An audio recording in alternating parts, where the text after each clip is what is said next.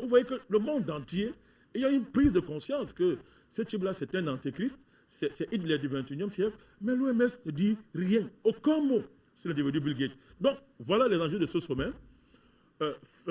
Sauver l'empire vaccinal, faire croire au monde entier que notre salut en matière de santé ne viendrait que des vaccins et des médicaments, évidemment, que ce qui serait produit par Big Pharma, évidemment non. Nous faire croire que Bill Gates a raison et que chacun devrait se soumettre, n'est-ce pas, à ce prétendu vaccin qui va nous sauver tous. But let's take a look. First, we've got population. The world today has 6.8 billion people. That's headed up to about 9 billion. Now, if we do a really great job on new vaccines, healthcare, reproductive health services, we could lower that by perhaps 10 or 15%. Healthcare, reproductive health services, we could lower that by perhaps 10 or 15%. Alors, il faut donc poser des questions maintenant, quand on a dit ça. Un, qu'est-ce qui lie l'OMS à Bill Gates? Quel est le lien?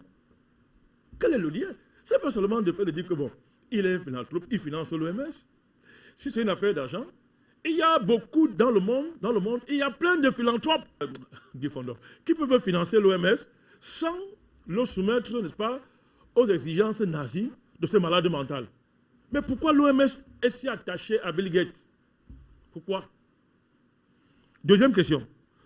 Pourquoi l'Union européenne et la France, prétendument garantes des lumières universelles? Vous connaissez que matin, midi, soir, l'Union européenne se vante en disant « Oh, mais écoutez, nous avons des valeurs. Nos valeurs sont des valeurs démocratiques, les valeurs de droits de l'homme, les valeurs de civilisation. » Pourquoi donc, monsieur, l'Union européenne et la France, qui sont si attachés aux lumières, n'est-ce pas, peuvent être des partenaires à plein régime d'un Hitler du 21e siècle appelé Bill Gates? Pourquoi, Guy Fondon?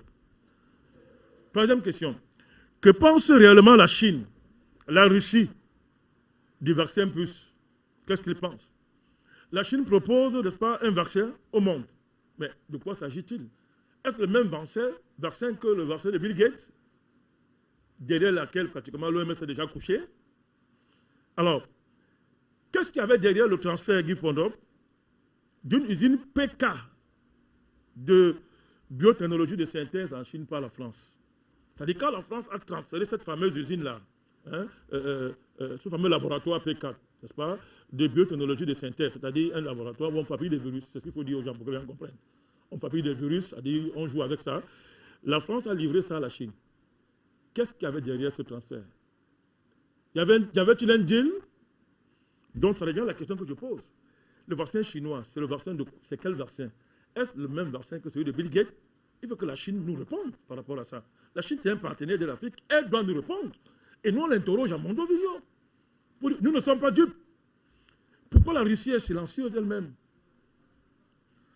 Puisque la Russie était en tête de cette résolution. La Russie était en tête de cette résolution. Effectivement, d'ailleurs, avec le concours de la réalisation, on va pouvoir parcourir cette résolution. Voilà. Et bien sûr, et constater Voilà. que la Chine et la Russie étaient très bien. effectivement avaient Alors, suivi l'Union européenne. Oui. Que cache le consensus qui s'est dégagé de cette réunion autour du vaccin comme solution au Covid-19?